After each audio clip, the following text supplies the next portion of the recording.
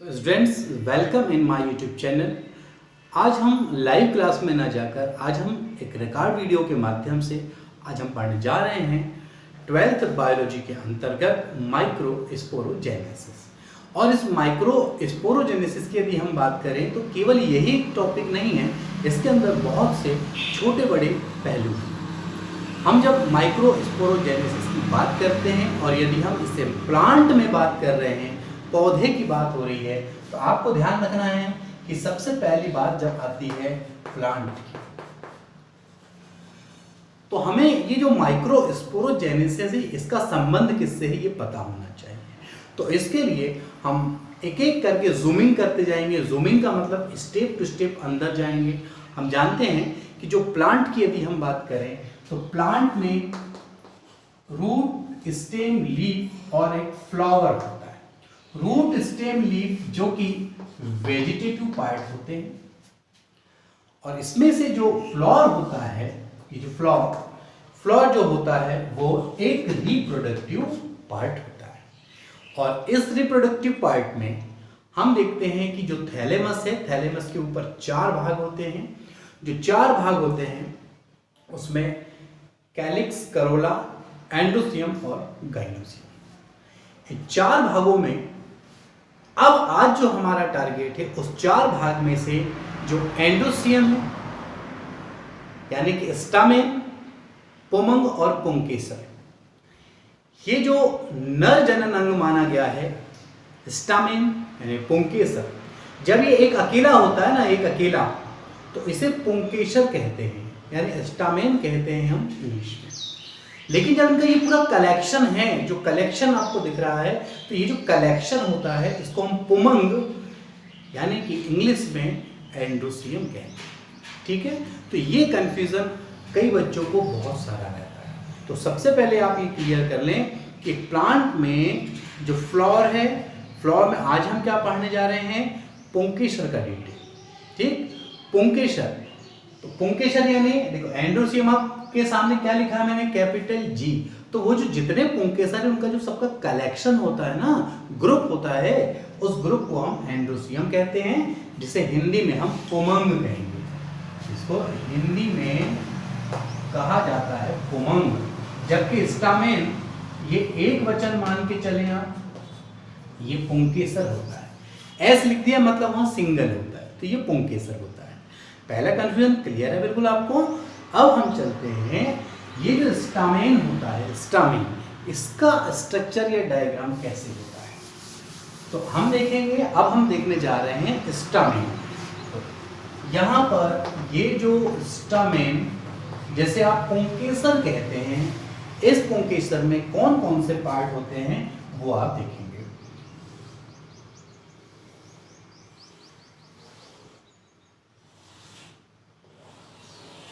ये पुंकेसर की बात करते हैं। यदि इस पुंकेसर की बात करेंगे तो आप देखते हैं कि ये वाला जो पार्ट है, ये इसका मेन पार्ट जो हमारे टारगेट में शामिल है, इसे हम कहते हैं एंथर। एंथर यानी ये क्या कहलाएगा, पराग कोश।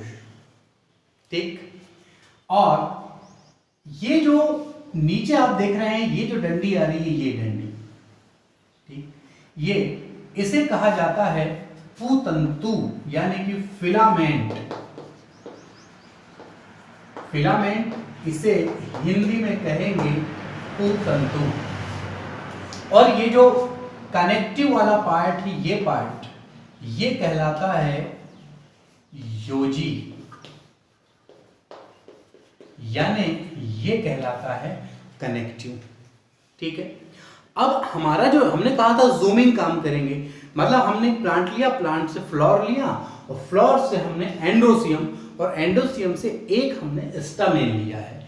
और ये जो स्टामेन है, उस स्टामेन के 3 पार्ट, तो आपने देखा कि फर्स्ट पार्ट क्या है, एंथर है, सेकेंड पार्ट फिलामेंट यानी पूतंतु है, और थर्ड पार्ट फिलामेंट और एंथर को जोड़ने वाला जो ऊतक है वो कहलाता है योजी, जो कनेक्टिव यानी संयोजी ऊतक होता है।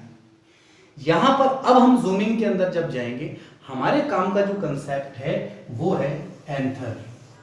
ठीक है, तो अब एंथर यानी कि हम पराग कोश पे एंट्री करते हैं और ये देखते हैं कि ये पराग कोश कैसा होता है। अब हम ये देखते हैं कि जो एंथर होता है, जो पराग कोश होता है, इस पराग कोश के अंदर आप देखेंगे कि पराग कोश में दो पालियां होती हैं, ठीक है, दो पालियां और एक पाली, दो पालियां होती हैं, इन्हें हम लोब्स कहते हैं, ठीक है। और इसका जो एक पाली है वो एक पाली दो चैम्बर में बटा होता है, एक पाली दो चैम्बर में यानी प्रकोष्ठ में बटा होता है। इस प्रकोष्ठ को हम पोलन सैक भी कहते हैं, इसे माइक्रोस्पोरेंजियम भी कहेंगे क्योंकि इसके अंदर एमएमसी होगा, माइक्रोस्पोर मदर सेल होंगे जो कि नर युग्मक का निर्माण करेंगे, पराग कणों का निर्माण करेंगे, ठीक है। तो कहने का मतलब है कि एक एंथर में दो पालियां, दो पाली और चार प्रकोष्ठ, चार प्रकोष्ठ का जो नाम है वो पोलन सैक है, माइक्रोस्पोरेंजियम नाम कहलाता है, ठीक है। इसे हिंदी में हम परागधानी कहते हैं। तो एक पाली में दो परागधानियां, इसका मतलब कि दो पाली में चार परागधानियां। तो मोस्टली पौधों में एक, अगर हम स्टोमेन लेते हैं तो स्टोमेन में एक स्टोमेन का जो एक एंथर है, एक पराग कोश है, उसमें दो पाली चार परागधानी होंगी और उन परागधानियों में असंख्य कण होते हैं, ठीक है। अच्छा, ये ध्यान रखना है कि वो जो दो पालियां होती हैं वो एक दूसरे से जो जुड़ी होती है वो कनेक्टिव टिश्यू से जुड़ी होती है, योजी से जुड़ी होती है जो उनको पोषण प्रदान करता है। अब यहाँ समझने वाली बात है, ये मोस्टली मैंने आपको बताया कि एक पाली और चार प्रकोष्ठ होते हैं, चार चैम्बर होते हैं, चार पोलन सैक होते हैं। लेकिन अब हमें ये समझना है कि क्या कोई एग्जाम्पल ऐसा है, क्या कोई अपवाद ऐसा है, क्या कोई अपवाद ऐसा है जो इससे कम या ज्यादा चैम्बर रखता हो। तो मालवेसी कुल, मालवेसी कुल का मतलब होता है जो कपास कुल के पौधे होते हैं।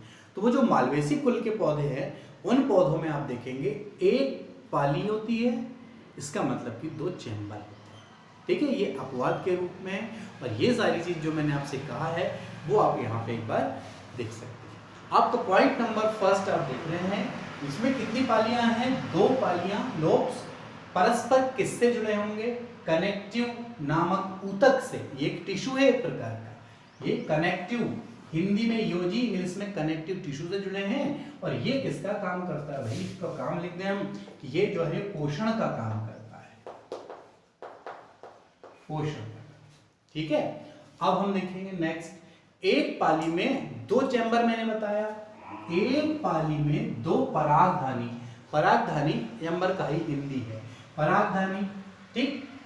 आप उसे पोलन सैक कह सकते हैं, आप उसे चैम्बर कहेंगे, उसे माइक्रोस्पोरेंजियम कहेंगे, ठीक। इसका मतलब एक स्टामेन, एक पुंकेसर की अगर हम बात करें तो इसके पराग कोश में चार परागधानियां हैं, ठीक, और इसमें असंख्य छोटे छोटे कण होंगे जैसे हम आगे पढ़ने वाले हैं, जैसे हम पोलन ग्रेन के नाम से, परागकण के नाम से हम जानेंगे।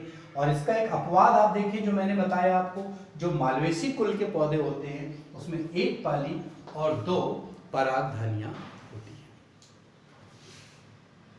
अब स्टूडेंट्स ये देखते हैं कि ये जो हम जो पढ़ने जा रहे हैं पोलन सैक, आज पोलन सैक का वास्तव में सही स्ट्रक्चर अगर हमें देखना है तो उस स्ट्रक्चर को देखने के पहले क्यों ना हम ये देखें कि स्टार्टिंग में वो जनरेट कहाँ से हुआ।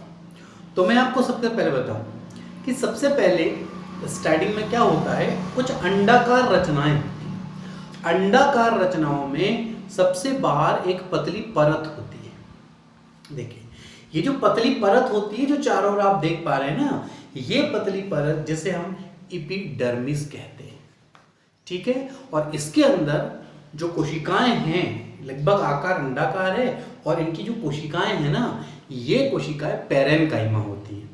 पैरेन्काइमा का मतलब होता है विभज्योतक ऊतक की कोशिकाएं, यानी ये कोशिकाएं जो हैं वो किस ऊतक से संबंधित है, विभज्योतक, जिनमें विभाजन की क्षमता होती है और ये विभाजित होती है। तो सबसे पहले हम समझ लें कि ये है क्या। तो आए देखिए, सबसे पहले प्रारंभ में इनमें फूली अंडाकार रचनाएं होंगी, ठीक है, और ये चारों ओर से एक लेयर से घिरा होगा, इसमें मृदुतक कौन होगा? पैरेन्काइमा मृदुतक होंगे। मृदु यानी मुलायम ऊतक होंगे जो विभाजित हो सकते हैं। ये मेरिस्टेमेटिक होते हैं, मेरिस्टेमेटिक मतलब विभाजन होंगे, जो चारों ओर बाह्य त्वचा जिसे हम एपिडर्मिस कहेंगे उस एपिडर्मिस से घिरे रहते हैं। ठीक, अब अंदर ये जो पैरेन्काइमा की जो कोशिकाएं होती हैं, ठीक, ये शीघ्र ही क्या करती हैं? लोब बनाने लगती हैं। ये ठीक है अपना विकास करने लगती हैं और विकास करते करते जो हाइपोडर्मल सेल जो होते हैं, अब बोलेंगे आप सर हाइपोडर्मल सेल क्या है? कोई बहुत बड़ी बात नहीं है। बाहर जो एपिडर्मिस है उसके अंदर के जो जस्ट नीचे के जो सेल हैं वो कहलाते हैं हाइपोडर्मल सेल। अधस्थ त्वचा, त्वचा के नीचे वाला, त्वचा के अंदर वाला अधस्थ त्वचा कोशिकाएं। देखिए हम तो शीघ्र ही ये रचना पालियों में बदलने लगती है और जो चार कोने हैं, चारों कोनों पर जो हाइपोडर्मल सेल यानी अधस्थ त्वचीय सेल, ये आकार में क्या होती है? बड़ी होने लगती है। देखिए ये आकार में तो बड़ी होने लगी। अब आकार में बड़ी हो तो अंडरस्टूड मैटर है कि अंदर जीवद्रव की मात्रा बढ़ रही है, वो गाढ़ा हो रहा है, केंद्रक स्पष्ट होगा। देखिए तो गाढ़ा जीवद्रव्य, गाढ़ा और केंद्रक स्पष्ट केंद्रक बना लेती है। ठीक है, कितने भाग? 4। और जब ये फूलकर बड़ी होकर, मतलब ये जो हाइपोडर्मल सेल है, ठीक, ये जीवद्रव गाढ़ा कर लेती हैं, मात्रा ज्यादा हो जाता है, इसमें स्पष्ट केंद्रक होता है। तो ऐसी स्थिति में ये जो कोशिकाओं का रूप प्राप्त हुआ है इसे हम कहते हैं प्रपसु कोशिकाएं। प्रपसु कोशिकाएं इसे इंग्लिश में कहा जाता है आर्को, ठीक है, archesporial, archesporial cell, archesporial cell. ठीक है, और इनसे ही यही आर्किस्पोरियल सेल जो हैं, ठीक, ये आगे चल के पराग कोश का क्या करेंगे? ये परिवर्धन करेंगे, यही चल के आगे करने वाले हैं। ठीक है, तो इस परिवर्धन को यूस्पोरेंजिएट, ये जो परिवर्धन प्रोसेस होगा उसको कहेंगे यूस्पोरेंजिएट कहा जाता है। ठीक है, और इसमें क्या होगा? जो आर्किस्पोरियल सेल हैं, यानी आर्किस्पोरियल सेल का जो शॉर्ट फॉर्म है मैंने यहां लिखा है ASL, आर्किस्पोरियल सेल, ये परिणत तल में विभाजित होंगी। और जब ये परिणत तल में विभाजित होंगी ना, तो ध्यान रखना ये पॉइंट बड़े काम का है। यहां पर 2 भाग बन जाएंगे। सेल के विभाजन से जो 2 भाग बनेंगे उसमें एक भाग जो होगा वो बाह्य त्वचा, आने वाले समय में बाह्य त्वचा के निर्माण में लग जाएगा, और जो एक भाग है वो बीजाणु जनन कोशिका के निर्माण में लग जाएगा। तो 2 भाग में एक लेयर बनाना चालू कर देंगे और एक क्या करेगा? Primary sporogenous cell, primary sporogenous cell यानी कि प्राथमिक बीजाणु जनन कोशिका। तो इसके विभाजन से तो 2 भाग आएंगे, एक भाग बीजाणु जनन कोशिका जिससे आगे चल के परागकण प्राप्त होंगे वो, और उसके चारों ओर कुछ लेयर का निर्माण करेगा, और प्राथमिक बाह्य भित्ति कोशिका। तो अब हम यहां देखते हैं, आप यहां देखेंगे कि ये जो प्राइमरी स्पोरोजिनस सेल होगा, ये इसको क्या होगा? इससे क्या निर्मित होगा?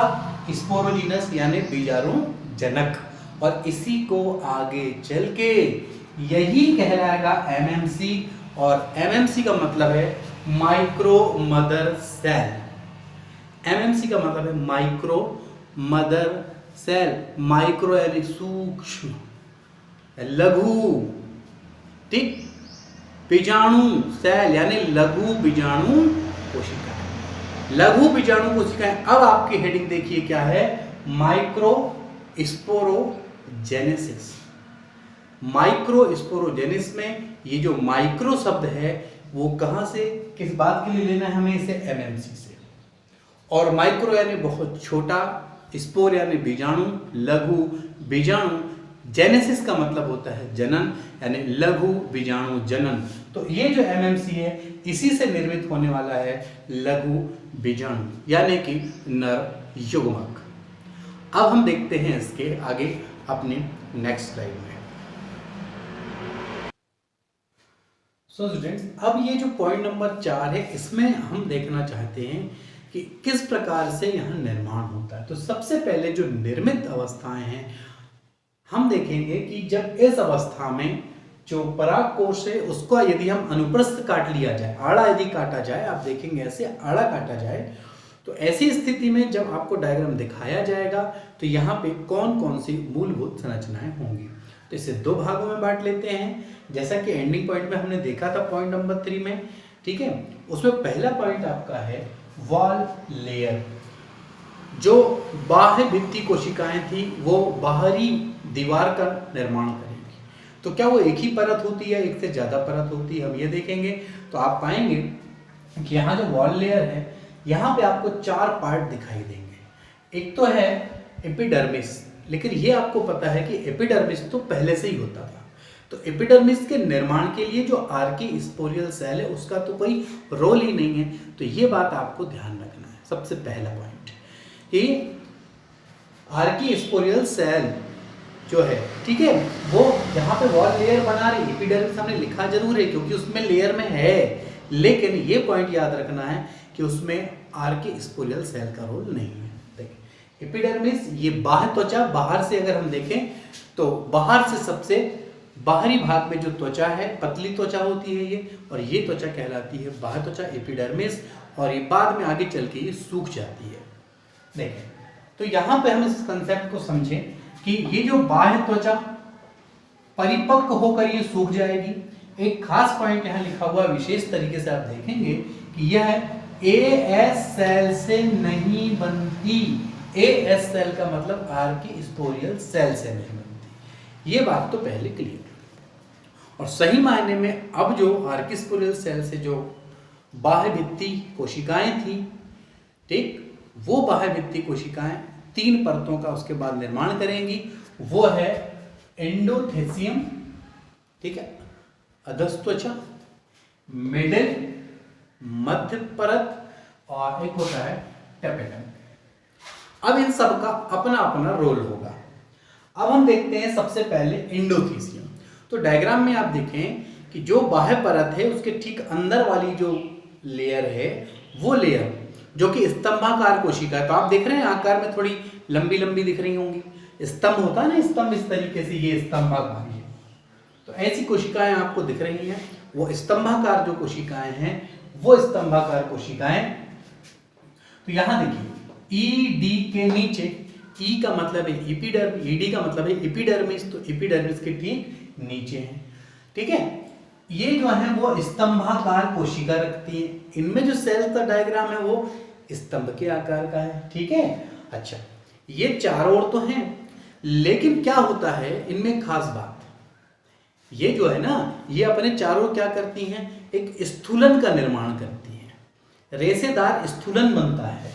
आप देखेंगे यहाँ इस पॉइंट को छोड़ के आप पहले नीचे आए, इसमें रेशेदार स्थूलन बनता है जिसमें अल्फा सेलुलोज होता है चारों ओर। ये जो है ना एंडोथेसियम, ये क्या होगा, रेशेदार स्थूलन बनाता है। लेकिन पूरे जो डायग्राम को अगर आप देखेंगे तो वो खांच वाले भाग दिख रहा है। जैसे ये होता है ना, ऐसे ये खांच वाला भाग, तो वो जो खांच वाला भाग दिख रहा है उस खांच वाले भाग में आप देखेंगे वहां पर खास बात देखें ध्यान से, उस खास भाग में स्थूलन रहित, शब्दों पर ध्यान दें, देखें आप, उस भाग में पतली परत होती है, स्थूलन रहित होती है, अल्फा सेलुलोज की मात्रा कम होती है, वहां वो पतली होगी। वहां कैसी होगी वो, पतला, देखो पतला आवरण होगा, पतला आवरण। उस पतले आवरण को हम कहते हैं स्टोमियम। उस पतले आवरण को स्टोमियम कहते हैं, और यही वो स्थान है जहां से जब पराग कोष फूटेगा तो उसके परागकण जो है वो बाहर निकलेंगे। इसका मतलब ये जो एंडोथेसियम है पूर्ण नहीं, लेकिन उसमें जहां जहां स्टोमियम है वो वाले पार्ट स्फुटन के समय मदद करते हैं। और ये बात ध्यान रखना है कि जो जलोद्भिद पौधे हैं या बंद पुष्प, जिसके पुष्प पूरे खुलते नहीं है, बंद रहते हैं, तो ऐसे पुष्पों में है ऐसे रेशेदार जो स्थूलन हैं वो अनुपस्थित होते हैं, वो उनमें नहीं पाया जाता है। तो ये हुआ आपका एंडोथेसियम। इसके बाद इसके जस्ट अंदर आप देखेंगे यहाँ थोड़ी सी मोटी लेयर दिखाई देगी आपको, 2 3 1 से 3 कोशिकाओं की एक लेयर आपको दिख रही है। ये जो लेयर है वो मिडिल लेयर यानी कि मध्य स्तर की कोशिकाएं कहलाती हैं। इनका जो काम होता है, ये बिल्कुल निस्वार्थ भाव से जो पराग कण होते हैं, इन पराग कण का पोषण करती है। ये पराग कण का पोषण करेगी और जब पराग कोष, ठीक, पराग कोष का, और पराग कोष जब परिपक्व हो जाता है तो ये समर्पित हो जाती हैं, मतलब स्वयं क्या हो जाती हैं, ये नष्ट हो जाती हैं। ये है मध्य लेयर का। और इसके बाद जो अंदर, उसके और अंदर आएंगे हम, बाहर से अंदर की ओर आ रहे हैं। सबसे बाहर एपिडर्मिस, उसके अंदर एंडोथेसियम, उसके अंदर मिडिल लेयर और अब है टेपिटम। टेपिटम की अगर कोशिकाएं आप देख रहे हैं तो थोड़ी सी कैसी दिख रही हैं आपको, पहने समान दिख रही हैं। और इनका बहुत बड़ा रोल है, ये परागकण को नरिशमेंट करती हैं, मतलब ये जो पोषण का काम करती हैं। किसके लिए, देखो ये सबसे बात तो सबसे अंदर की परत है, इनमें जीवद्रव्य बहुत होता है, ये बहुकेंद्रीय होते हैं, बहुगुणित होते हैं, ये पॉलीप्लाइड होती है। और ये जो एमएमसी होता है ना, एमएमसी मतलब micro spore mother cell, micro spore mother cell, ठीक है। तो इसका क्या करती है, ये इसको पोषण देती है, ये पोषण, साथ ही साथ ये एंजाइम और हार्मोन्स का निर्माण भी करती हैं। और हम ये देखेंगे कि जो टेपिटम होते हैं वो 2 प्रकार के होते हैं, एक होता है स्त्रावी प्रकार और एक होता है अमीबी प्रकार। इससे पहले हम आगे चलें और हमारा जो आज का जो टॉपिक है जिस पे हमें चर्चा करनी है, उसके अनुसार ये सारी बातें हम यहाँ कर चुके हैं। और ये हमने देखा है फर्स्ट पार्ट कि आप वॉल लेयर जो बनती थी, इस वॉल लेयर का ये डिटेल है। इससे जस्ट बात, बस इसमें स्त्रावी और अमीबी टेपिटम को एक्सप्लेन करने के बाद मैं लेकर चलूंगा आपको पीएस टिश्यू, मतलब प्राइमरी स्पोरेंजियस टिश्यू। कैसे बीजाणु जनन टिश्यू यानी ऊतक होता है, इस टिश्यू का मतलब ऊतक है। तो बीजाणु जनन ऊतक, और उस बीजाणु जनन ऊतक से कैसे बनेगा एमएसजी, मतलब एमएसजी का मतलब है माइक्रो स्पोरोजेनेसिस। अब ये मेन पॉइंट है, यहां पे ये है माइक्रो स्पोरोजेनेसिस। ये सब तो उसके लेयर बने हैं। माइक्रो स्पोरोजेनेसिस तो वो है जो हम मेन टॉपिक पे पहुंचना चाहते हैं। तो यहां तक पहले, सबसे पहले आप स्क्रीनशॉट लीजिए। अब हम चलते हैं अपने नेक्स्ट।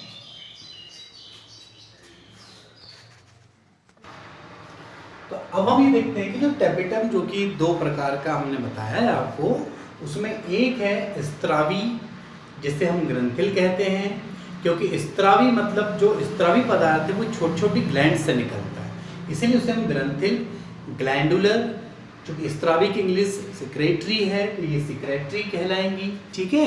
ये क्या करती हैं, बात समझिए, जब माइक्रोस्पोर का परिवर्धन हो रहा होता है उस समय ये जो टेपिटम सेल होते हैं, टेपिटम कोशिका जो होती हैं, अपनी भित्ति जो होती है उस भित्ति को पूर्णतः नष्ट नहीं करती, भित्ति से धीरे धीरे एक स्त्राव निकालती है। देखें, माइक्रोस्पोर के परिवर्धन के समय, शब्दों पर ध्यान दें, कहां से, भित्ति से एक स्त्राव उत्पन्न करती है, फिर ये स्त्राव विघटित हो जाता है। यह स्त्राव क्या हो जाएगा, विघटित, और विघटित होने के बाद माइक्रोस्पोर और पोलेन ग्रेन अब इनको क्या देगा, ये पोषण देगा। लेकिन ये जो पूरी विशेषताएं हैं आप यहां देख पा रहे होंगे, मैंने एक पॉइंट लिख रखा है आवृत बीजी। ये मूलतः जो है वो आवृत बीजी में ऐसा होता है। इसके अलावा ये जो टेपिटम होता है ये दूसरे प्रकार का है, जिसे हम अमीबीय, अमीबाइड कहेंगे, या इसको प्लाज्मोडियल भी कहते हैं। और इसके अंतर्गत सबसे खास बात है कि जैसे ये भित्ति से स्त्राव उत्पन्न करते हैं, इनमें भित्ति ही नष्ट हो जाती है। अब ये भित्ति क्या हो गई, पहले से ही नष्ट। अरे जब भित्ति नष्ट हो गई तो उसका जो जीव द्रव्य वो यहाँ वहाँ फैल गया, यहाँ वहाँ फैल गया, तो जो माइक्रोस्पोर्स हैं उनके बीच बीच में यहाँ वहाँ जाके सेट हो गया, और सेट होके वो क्या करता है, टैपिटल प्लाज्मोडियम का निर्माण करता है और परिवर्धित होते हुए ये माइक्रोस्पोर को पोषण देता है। इसका जो एग्जाम्पल है वो टाइफा, ठीक, ये इसका एक एग्जाम्पल है। तो ये रहा टैपिटम की जो दो प्रकार थे, मैंने उस पर भी चर्चा की है। अब हम इसमें जो मेन पार्ट जो आज आप हेडिंग देख रहे हैं माइक्रोस्पोरोजेनेसिस, तो यहाँ तक पहुँचने के लिए हमें आपने देखा कि कितनी लंबी भूमिका तैयार करनी पड़ी। मैंने लेक्चर के प्रारंभ में कहा था माइक्रोस्पोरोजेनेसिस एक छोटा सा पॉइंट नहीं बल्कि इसके अंदर बहुत सारे क्वेश्चंस होंगे। तो अब हम आगे देखेंगे इसका जो सेकेंड पार्ट है जहां मेन हमें लघु बीजाणु ऊतक बनेंगे, जिससे कि छोटे छोटे पोलन ग्रेन्स बनने वाले हैं। वो कैसे बनेंगे, जो माइक्रोस्पोर मदर सेल प्राप्त हुआ है हमें, उस माइक्रोस्पोर मदर सेल से आगे क्या होने वाला है, कैसे एक परागकण का निर्माण होगा, अब आगे हम ये देखेंगे। सबसे पहले आप इसका एक स्क्रीनशॉट लीजिए। अब हम ये स्टूडेंट्स आगे देखते हैं कि अब हमारा जो मेन टॉपिक है वो है बीजाणु जनन ऊतक और साथ में है लघु बीजाणु जनन। तो आज जो हमारा मेन टॉपिक जहाँ तक हम पहुँचना चाहते थे वो है लघु बीजाणु जनन। इसे तीर लगाया गया है, आप देख पा रहे हैं इस माइक्रोस्पोरोजेनेसिस। अब यहाँ समझना ये बात है कि ये जो बीजाणु जनन ऊतक क्या है, कैसे क्यों लिखा गया है, तो बात को समझे। आपने देखा था कि लास्ट में जो सेल प्राप्त हुए थे वो सेल दो भागों में बंटे, कुछ तो बाह्य भित्ति का निर्माण करते थे और उसका डेवलप हमने देखा, और कुछ क्या करते हैं, वो क्या करते हैं, ऐसे सेल्स का निर्माण करते हैं जो आगे चल के परागकणों का निर्माण करेंगे। तो उसमें ही हमको देखना है, उसको जो नाम दिया गया है प्राथमिक बीजाणु जनन कोशिका, प्राइमरी स्पोरोजिनस सेल, प्राथमिक जनन कोशिकाएं जो आगे चल के जनन कोशिकाओं का निर्माण करेंगी। तो मैंने फ्लो चार्ट भी बनाया है, आप देखेंगे PSC मतलब प्राइमरी स्पोरोजिनस सेल, ठीक है। तो ध्यान रखो यहां पर है प्राइमरी स्पोरोजिनस सेल, PSC इसका शॉर्ट फॉर्म, क्योंकि जब आप डिटेल लेक्चर ज्वाइन कर लेंगे तो बाद में शॉर्ट के लिए काम आएगा आपको ये, तो ये होगा PSC, ठीक। अब ये क्या करते हैं, डिवाइड होते हैं। अब ये क्या होते हैं, डिवाइड होंगे और अनेक बार डिवाइड होंगे। जब अनेक बार डिवाइड होते हैं तो क्या करेंगे, ये बहुत सारी कोशिकाएं बना लेंगे और इनके प्राथमिक बीजाणु जनन कोशिका से जो नई कोशिकाएं विभाजित होंगी, वहां उन नई कोशिकाओं के लिए ये प्राथमिक शब्द हट जाएगा। अब कहलाएंगी वो बीजाणु जनन कोशिका। तो प्राथमिक का इस P को भी हटा दें तो क्या होगी, स्पोरोजेनस सेल, और ये बहुत सारी संख्या में होंगी।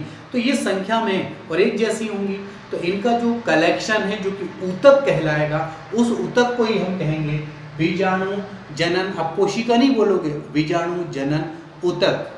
तो अब आप देखें PSC के डिवीजन से क्या बना आपका, स्पोरोजिनस सेल, और उसका कलेक्शन हुआ, देखिए ठीक, इसका कलेक्शन हुआ तो क्या बना, स्पोरोजिनस टिश्यू, और इनमें से कुछ कोशिकाएं नष्ट हो जाएंगी और जो कोशिकाएं बची हैं वो उनमें से हम एक लेकर चलते हैं, एक पहले, वो है MMC यानी माइक्रोस्पोर सेल, लघु बीजाणु कोशिका।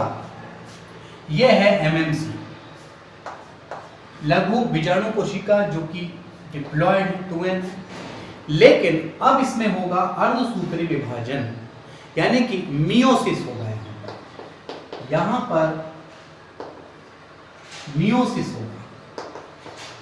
अब अर्धसूत्री विभाजन का मतलब है कि ये जो संख्या है दो भागों में बढ़ जाएगी, आधी आधी हो जाएगी, तो गुणसूत्र NN हो गए। लेकिन आप बहुत अच्छे से जानते हैं कि ये यहां से यहां तक विभाजन जो है वो मियोसिस फर्स्ट कहलाता है, वो कहलाता है मियोसिस फर्स्ट। इसका मतलब ये हुआ कि आगे ये अब कौन सा विभाजन करती हैं, ये करेंगी समसूत्री। तो 1 से 2 और बनेगा, और चूंकि समसूत्री है तो इसमें गुणसूत्र n है, तो इनमें भी गुणसूत्र nn होंगे। तो इससे 2 और इससे 2 ऐसी 4 अगुणित कोशिकाओं का निर्माण होता है, और इस समय जो एंजाइम यूज होता है वो होता है कैलोस। कैलोस एंजाइम की उपस्थिति में ये काम होता है। तो इस प्रकार से यहां आप देखा आपने कि एमएमसी कौन है, ये लघु बीजाणु मात्र कोशिका है, ठीक है, यानी microspore mother cell, microspore mother cell है, लघु बीजाणु मात्र कोशिका। उससे बीजाणु बनना है, इससे क्या बनेगा, बीजाणु। बीजाणु के बनने की जो प्रक्रिया है वो प्रक्रिया कहलाती है लघु बीजाणु जनन, यानी माइक्रोस्पोरोजेनेसिस। तो यहां तक हमने देखा माइक्रोस्पोरोजेनेसिस। इसके आगे अब हम देखेंगे कि एक जो परागकण है, यहाँ जिन परागकणों का निर्माण होगा वो परागकण की संरचना कैसी हो। उसके लिए आप सबसे पहले यहाँ तक स्क्रीनशॉट लें और यहाँ तक आप सबसे पहले कंप्लीट रखें।